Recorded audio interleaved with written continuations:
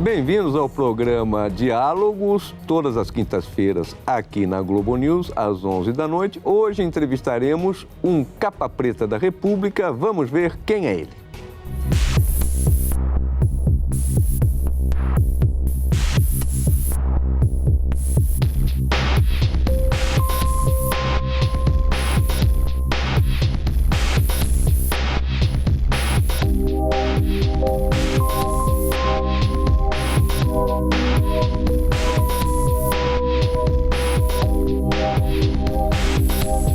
Compreensível a indignação contra a histórica impunidade das classes dirigentes no Brasil. Mas o discurso jurídico não se confunde com o discurso político. Sua decisão não é técnica, ministro, e é simplesmente política. Voto. É isso que eu estou dizendo. Estou manifestando a minha opinião e, para mal dos pecados de Vossa Excelência, o meu voto vale tanto quanto o de Vossa Excelência. Eu sei, mas o que eu quero dizer é o seguinte, olha, ministro, O esforço para depreciar quem pensa diferentemente, com todo respeito, é um déficit civilizatório. Não foi o voto de Vossa Excelência, senão um rebate ao acordo no Supremo Tribunal Federal.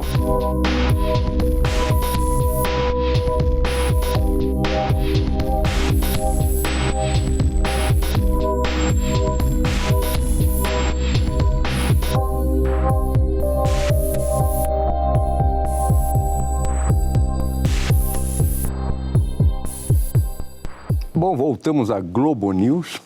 E, ministro, daqui a uns dias o senhor completa um ano de Supremo. Uma vez nós conversamos, o senhor disse que dois dos grandes problemas do Brasil e da justiça brasileira eram que era uma justiça de classe e patrimonialista. Um ano depois, o senhor mantém essa posição ou não, essa opinião?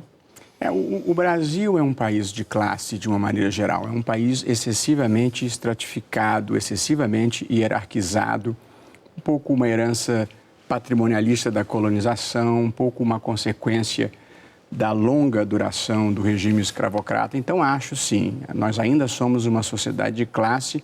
Eu diria que progressivamente estamos nos tornando mais igualitários, mas somos de classe. E patrimonialistas no sentido de que a separação entre o público e o privado no Brasil ainda é muito difícil. A Constituição tem normas que impedem o político de fazer propaganda pessoal com dinheiro público. Para acabar com o nepotismo, foi preciso uma ação perante o Supremo Tribunal Federal, de modo que eu confirmo as minhas impressões, embora ache que nós somos uma sociedade em progressivo avanço civilizatório. O senhor vê do Supremo um posto de observação, o senhor vê essa sociedade na justiça, como ela se manifesta na justiça, como uma justiça de classe ainda no Supremo? Certamente. É. Nós somos um país, a justiça, e sobretudo a justiça penal brasileira, ela é dura com os pobres, mansa com os ricos. Eu não teria dúvida em dar esse testemunho. Embora, como disse, acho que nós temos feito um esforço civilizatório relevante para sair deste atraso e com algum sucesso. Acho que temos andado na direção certa, embora não na velocidade desejada. Quando o senhor chegou lá, o senhor tinha na sua mesa 8.000 processos para avaliar. Continuam, cresceram, diminuíram? Eles estão estabilizados. Eu consegui manter em dia tudo aquilo que entrou. Mas há um pouco uma lenda sobre esse volume. O volume é imenso e a gente perde muito tempo com coisas irrelevantes. Talvez esse seja o maior problema do Supremo. Mas, na verdade, cada ministro faz o que nos Estados Unidos é feito de uma forma mais institucionalizada, que é selecionar dentro desse acervo imenso aquilo que ele verdadeiramente vai trabalhar artesanalmente e levar para julgamento. De modo que, na prática, esse é um número fictício, embora muito impressionante e sendo desejável se encontrar uma fórmula de administrar esse estoque e de melhorar o filtro de acesso ao Supremo. Agora, o cidadão está lá com um recurso ao Supremo esperando anos, décadas às vezes, e a justiça não se pronuncia. E isso também é um dos aspectos da justiça que só se pronuncia se pressionado, ou se tem um advogado bom, ou se tem um trâmite junto ao juiz. Há um fenômeno cultural que nós estamos enfrentando, mas não é fácil de superar, que é essa crença brasileira de que todos os processos têm que acabar no Supremo. No mundo inteiro, o acesso à justiça e o devido processo legal se dão em primeiro grau de jurisdição e, no máximo, em segundo grau de jurisdição. E acabou. De modo que este acesso um tanto facilitado ao Supremo, que recebe 70 mil, 80 mil processos, é uma distorção do modelo que atrasa a justiça. E, portanto, nós temos que nos conformar com um universo em que os processos, como regra, vão acabar em segundo grau. Essas manifestações que estão havendo no país, começaram em junho do ano passado, agora recrudesceram e agora voltaram à tona. Elas melhoram o país ou não, ministro? Eu acho que, sobretudo no seu ímpeto inicial, as manifestações foram um fenômeno positivo. Um fenômeno que fez a classe política e a classe dominante brasileira, de uma maneira geral, parar para refletir. Eu acho que as manifestações, elas expressam uma sociedade que enriqueceu um pouco, houve grande inclusão social, que se tornou mais consciente e mais exigente. Ela quer serviços públicos de qualidade, ela quer mais ética na política, ela quer melhor perspectiva de futuro. E acho que o Estado e as instituições não conseguem ou não conseguiram ainda atender a tempo e a hora essas demandas sociais que se criaram. De modo que é esta tensão que se manifesta nesse tipo de movimento que nós assistimos.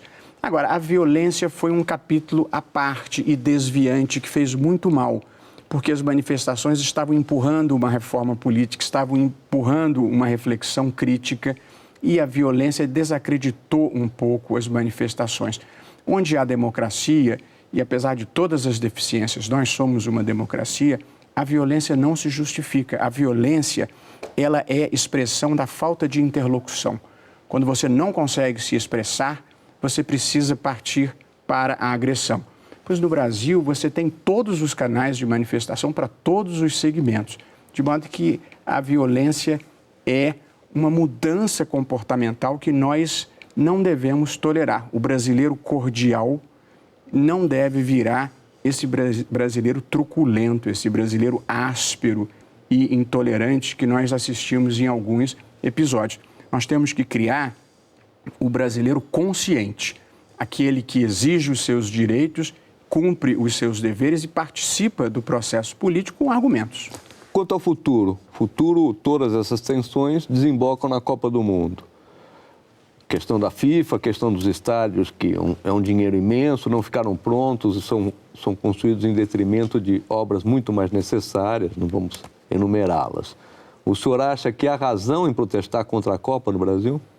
Eu acho que as pessoas manifestarem conformismo é sempre legítimo, desde que o façam dentro de parâmetros de razoabilidade. Eu torço muito a favor da Copa. O senhor quer que exista a Copa? Eu estou feliz que haja... Veja, o país tomou, há muitos anos atrás, a decisão política de fazer a Copa.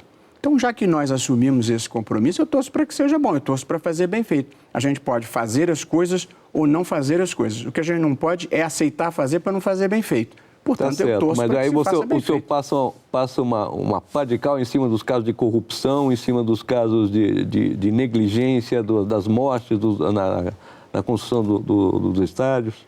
Eu acho que são problemas que se colocam em dimensões diferentes. Quer dizer, eu acho que a Copa revelou uma dificuldade imensa de gerenciamento, uma dificuldade imensa de cumprir prazos, de cumprir a palavra empenhada, de modo que eu, evidentemente, lastimo e sofro com isso, mas sem amargura excessiva. Mário, nós somos o que somos, estamos onde estamos e no próximo Natal não vai haver neve. Portanto, nós vivemos o nosso estágio civilizatório. Então, nós temos que ter um grau de indignação para empurrar a história para frente, mas um certo grau de resignação também para não ficarmos amargos. E se você olhar para trás a história do Brasil, o Brasil talvez seja o maior sucesso do século XX. Há 200 anos atrás, o Brasil começou em 1808, com a vinda da família real. Até lá, até 1808, os portos eram fechados, não podia ter fábrica, não podia ter estrada, 1/3 da população era de escravos e 98% da população era analfabeta. Em 200 anos, o Brasil virou uma das 10 maiores economias do mundo, somos uma das maiores democracias de massa do mundo e temos 25 anos de estabilidade institucional. De modo que a percepção crítica que a gente deve conservar, que é para empurrar a história e avançar o processo civilizatório, não deve negligenciar o fato de que nós percorremos um longo caminho com muito sucesso. Um dos julgamentos, salvo engano, de maior repercussão da justiça brasileira em muitos e muitos anos, em décadas, é o do mensalão. O senhor entrou no meio, teve uma posição lá dentro bastante crítica, vamos dizer, o que vinha antes, salvo engano também, queria que o senhor explicasse isso. Eu queria que o senhor fizesse um balanço. Contribuiu para o que o senhor chama desse progresso civilizatório? Certamente. Por quê? Certamente. Eu acho que a ação penal 470 foi um avanço no sentido de diminuir a seletividade do direito penal no Brasil, de ter alcançado pessoas que normalmente estariam fora do alcance da justiça penal. Portanto, eu acho que foi positivo e eu votei pela manutenção da maior parte das condenações. O que eu votei de polêmico, pelo cabimento dos embargos infringentes, eram, com todo respeito a quem pensa diferentemente, não acho que eu seja o dono da verdade, mas eram evidentemente cabíveis. Tinham inúmeras manifestações do próprio Supremo, em que o Supremo dizia assim: não cabem embargos infringentes em habeas corpus, só cabe em ação penal originária, como era a ação penal 470, dezenas. O presidente Fernando Henrique mandou um projeto de lei para o Congresso para revogar os embargos infringentes no Supremo. E o Congresso rejeitou. Portanto, o cabimento e o regimento interno do Supremo previa, de modo que você mudar a regra do jogo naquela altura era, a meu ver, conspurcar um julgamento emblemático. De modo que ali não tive nenhuma hesitação. E a outra votação polêmica foi em relação à quadrilha ou bando, que eu votei pela prescrição. O que aconteceu? Para pegar o exemplo do José Dirceu, condenado por corrupção ativa, e aí presentes algumas circunstâncias judiciais, a pena dele por corrupção ativa foi majorada em 18%. Depois vem a pena dele por quadrilha ou bando. Presente as mesmas circunstâncias judiciais, ou seja, o mesmo grau de culpabilidade, as mesmas consequências, a pena foi majorada em 75%. A desproporção era totalmente inaceitável e injustificável, porque aplicada a majoração de 18% estava prescrita. Eu fiz o que achava certo, não tive nenhuma dúvida, nenhuma hesitação, em momento algum, não tinha nenhum tipo de compromisso e fiz o que achava certo e tenho uma expectativa de que ali na frente, na esquina da história, alguém dirá que isto era o certo e ainda bem que não se deixou um julgamento emblemático se transformar pelo excesso numa vingança política. O tipo de ódio que havia contra algumas pessoas, imaginava que talvez só a prisão perpétua pudesse servir. É quando existe ódio que você precisa de um juiz constitucional, imparcial e corajoso. Depois do que eu passei por ter votado como votei, eu estou preparado para qualquer coisa nessa vida. E depois, ministro, cumprimento da pena, regime semiaberto, regime fechado, o ministro Joaquim Barbosa diz que é preciso cumprir 1/6 da pena para que aí se discuta a questão do regime semiaberto, poder trabalhar fora da prisão, da papuda, no caso.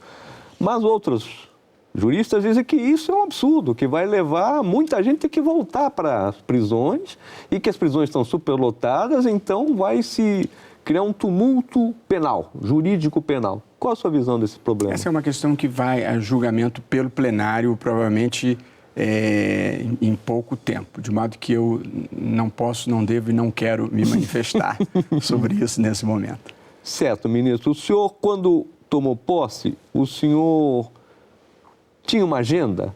O que o senhor quer deixar? O que o senhor pretende fazer? O que o senhor pretende mudar no Brasil? É possível isso? Se é possível, no cargo de ministro da Suprema Corte? A minha agenda única e exclusiva é servir ao Brasil. Eu considero... Mas isso é muito vago, ministro. Vou detalhar.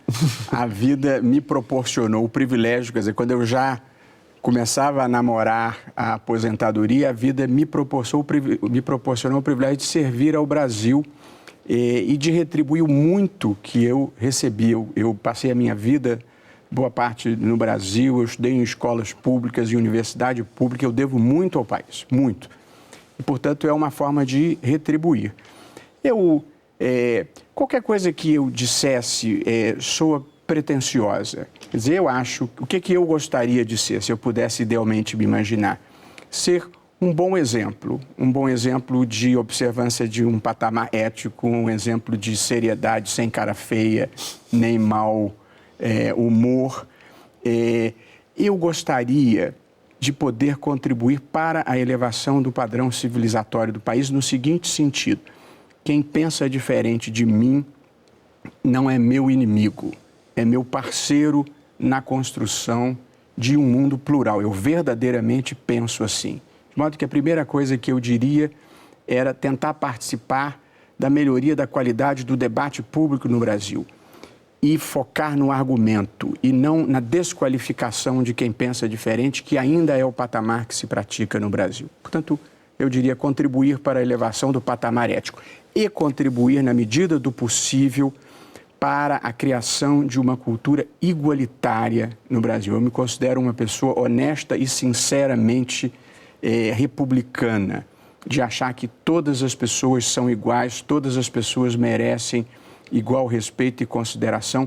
Ninguém deve ser condenado porque é rico, nem absolvido porque é rico. Portanto, essa visão igualitária da vida nós ainda não temos. Nós somos uma sociedade extremamente hierarquizada, uma sociedade de compadrio, uma sociedade em que esse brasileiro cordial às vezes faz pelos amigos o que não deveria fazer.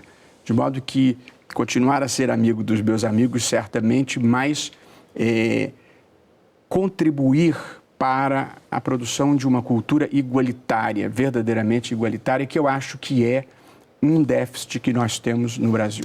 O senhor sempre foi um homem preocupado, sempre batalhou muito para a questão de atualização dos costumes do Brasil. Sua posição com relação à pesquisa de células-tronco, sua posição com relação ao casamento de homossexuais. Isso não configuraria uma agenda para o senhor querer, depois da sua missão no Supremo, ter um país de costumes, vamos dizer, mais iluministas, contemporâneos? Acho. E que seria, poderíamos dizer, uma agenda de direitos fundamentais, que inclui o direito das pessoas serem tratadas igualmente, independentemente da sua orientação sexual, de as mulheres poderem interromper a gestação presente determinados pressupostos, sem serem obrigadas a terem o filho que não desejam ter. Quer dizer, acho que essas são conquistas de direitos fundamentais. Conseguir que o país tenha finalmente um amplo projeto de saneamento básico que concretize a principal política pública de saúde, ter um projeto ambicioso de habitação popular para atender direitos sociais, de modo que uma agenda de direitos fundamentais eu tinha e tenho, sem prejuízo de respeitarem-se, e hoje sou mais convertido a esse credo, eu sou a favor de livre iniciativa, eu sou a favor de empreendedorismo, eu sou a favor de inovação, eu sou a favor de menos Estado no sentido desse oficialismo onipresente que existe no Brasil. Tudo depende de BNDES, tudo depende de dinheiro dos fundos de pensão, quer dizer, um capitalismo viciado em dinheiro público. De modo que eu acho uma porção de coisas. Como juiz, nem todas eu posso fazer diferença, em algumas eu nem devo interferir. Mas eu gosto, por exemplo, de poder participar do debate público com mais visibilidade, de estar... Eu não falo muito, não dou entrevistas com muita frequência, mas estar aqui e com você particularmente é uma forma de participar do debate de ideias no Brasil. Tá certo, nós vamos ter que fazer um rápido intervalo e voltamos já já com o ministro Luiz Roberto Barroso, o novato no Tribunal, no Supremo.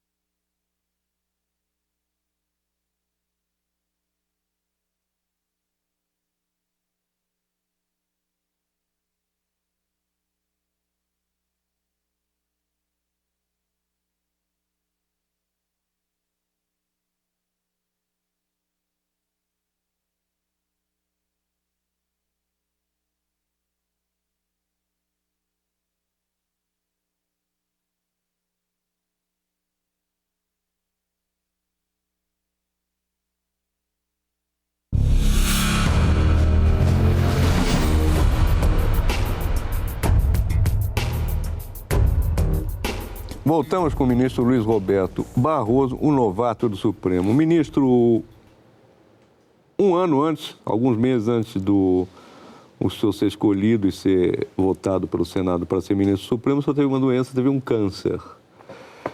O senhor fez o tratamento, eu acompanhei mais ou menos aquele processo.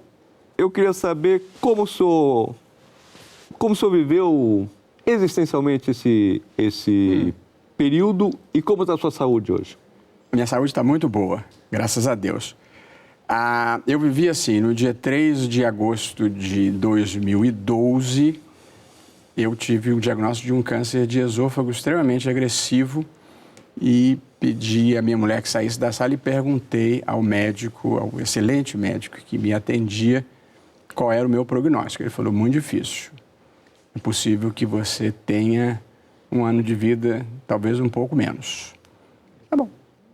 Então, eu saí de lá e me preparei para viver mais um ano. Qual foi a minha primeira reação? Uma certa tristeza. Os meus filhos ainda são jovens e eu sou apaixonado pela minha mulher, sou apaixonado pelos meus filhos. Então, esta perda era importante. Mas, fora isso, foi uma sensação assim de que eu já tinha vivido o essencial que eu queria viver na minha vida. Então, um pouco de tristeza pelas pessoas, mas uma certa resignação de que tinha dado o meu tempo. Eu passei uma semana sozinho, fui para fora, para uma cidade que eu amo, você também. Eu ganhei livros, Mário Sérgio, assim, livros judaicos, livros católicos, livros evangélicos, cabala, espiritismo, espiritualidade oriental. Eu li aquilo tudo. Assim, uma semana, eu lia de manhã, de tarde, de noite. Aquilo me fez um bem danado. Eu voltei uma semana depois, preparado para o que viesse. Mas eu adoro a minha vida. Eu queria viver. Então, eu fiz o tratamento que devia fazer, uma quimioterapia intensa, fiz acupuntura, fiz fitoterapia, fiz homeopatia e o Carlos Aires, que é meu amigo querido, levou o João de Deus, que é um médium que vive perto de Brasília, na minha casa. Eu estive com ele, fiquei amigo dele, gosto muito dele. De modo que eu fiz tudo que uma pessoa razoável pudesse fazer para continuar a viver. E depois de alguns meses de tratamento, o médico disse, eu não saberia explicar exatamente o que aconteceu, mas a sua doença desapareceu. Você está em resposta completa. E o senhor tem feito exames de vez em quando? Eu faço exames periódicos. Eu não programo nada para mais do que 3 meses na minha vida. E tudo dá sempre certo? Até aqui tem dado certo. Agora, isso não muda nem o caráter nem a personalidade de ninguém. Mas a vida ficou muito mais leve para mim. Hoje em dia é difícil de eu me chatear, difícil de eu me aborrecer com as miudezas da vida. Quer dizer, para me desconcertar é preciso que seja uma coisa muito grave ou muito dramática. Portanto, o que teve de positivo a doença, além de uma certa espiritualização que me fez bem, eu diria, foi colocar as coisas na sua devida dimensão.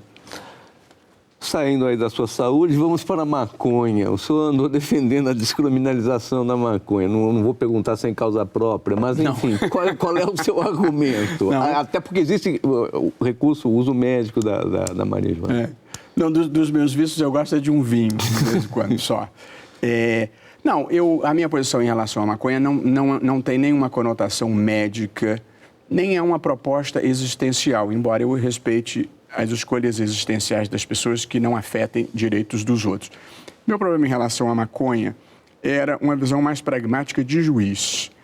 Há uma imensa quantidade de ações penais e de condenados por tráfico de quantidades relativamente desimportantes de maconha. E, portanto, os presídios brasileiros estão apinhados de jovens primários de 18 anos, 19 anos, que por maconha entram nos presídios e de lá saem muito piores do que entraram. Então, esta é a primeira razão. A destruição de vidas por arremessá-las dentro de um sistema penitenciário deletério, falido, que é tudo de ruim. Em segundo lugar, o poder que os barões do tráfico têm sobre as comunidades mais pobres, sobretudo no Rio de Janeiro, que é a cidade onde eu vivi, pela qual sou apaixonado, é imenso. E a criminalização aumenta esse poder do tráfico.